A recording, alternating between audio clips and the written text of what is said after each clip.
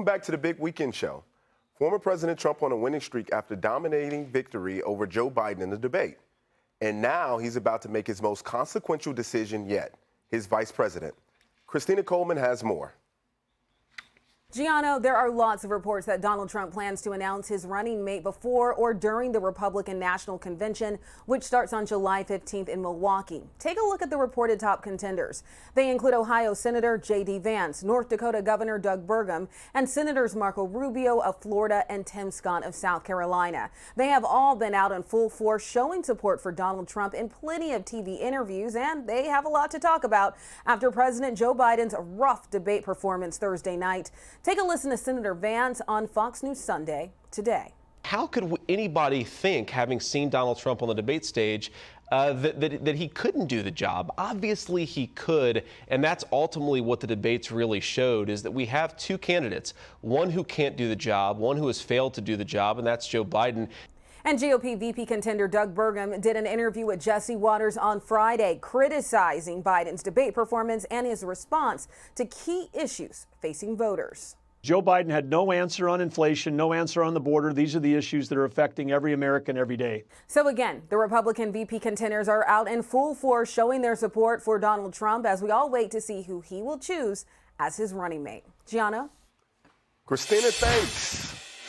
The stakes couldn't be higher for who Trump's pick for vice president is. Nikki Haley is trying to warn the former president that he may not even wind up facing Joe Biden in November. She told the Wall Street Journal, quote, "They're going to be smart about it. They're going to bring somebody younger. They're going to bring somebody vibrant. They're going to bring someone tested." And Kennedy, with that quote in mind, and I know you save the world every week on your podcast. Thank you, Jono. Who do you believe to be the best pick for Donald Trump at this point? Because really, he doesn't need a vice president, is what it seems. No, like people just love him. Before Thursday, this was the most consequential decision in the entire election, and that is who is Trump's VP going to be, and that is what the election will hinge on. You know, Katie was talking about that very slim section of voters who are undecided, and that could be something that really pushes people over the edge, because I think there's this feeling with, you know, both candidates, especially with Joe Biden now, if he stays on the ticket, that they may not last the entire 4-year term. And obviously President Trump will only be a one-term president this time around, and that makes his pick even more important.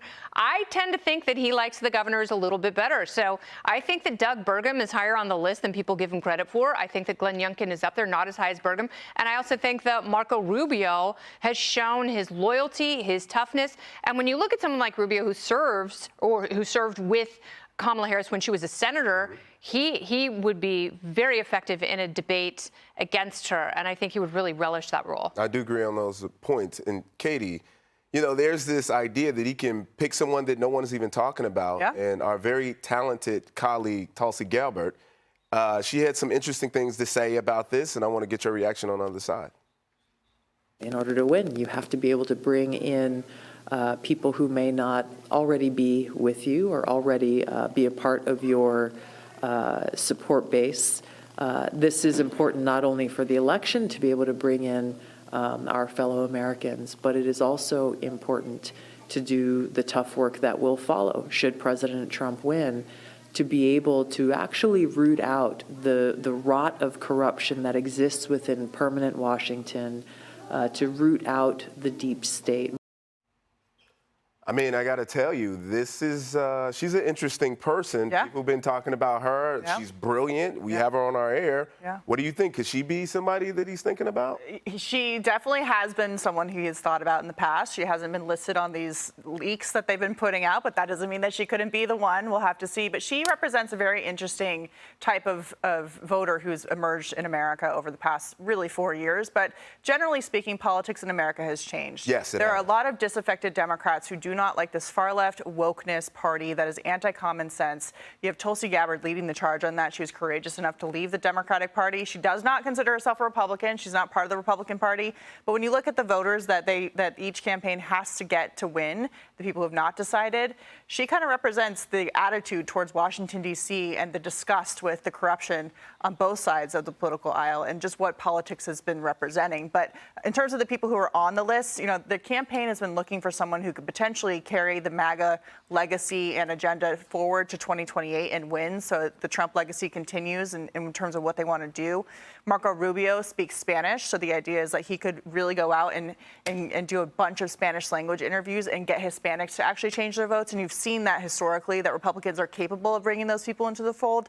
And then finally, Doug Burgum looks like George Washington. So he would be a great presidential choice because Trump has said, I want someone who can be president. He definitely looks the part. I have a question for you. I'm so sorry. Do you think that Tulsi kind of fills that RFK Jr. Yes, absolutely. vibe that disaffected voters? Yeah, for sure. Yeah, Well, I mean, and to your point, politics choice. isn't as usual. I mean, the things have changed, especially, Jason, since you served in Congress. This isn't the same political system as we know it. It's been reshaped and reformed. What are your thoughts on who would be a great pick? I think Americans are striving not to just have somebody that looks a certain way. I think they want competence. President of America? Well, I think they want competence, and you got to have a good working relationship with Donald Trump. He wants somebody who is loyal to him and the MAGA agenda. There are two other people that should be on that list, and one is John Radcliffe, the former director of national intelligence. He was a former congressman from Texas, and he was a U.S. attorney. And the other one is Robert O'Brien, who still has, he just wrote kind of the definitive piece about peace through strength. He was his national security advisor, briefed the president on a regular basis, and a very good working relationship.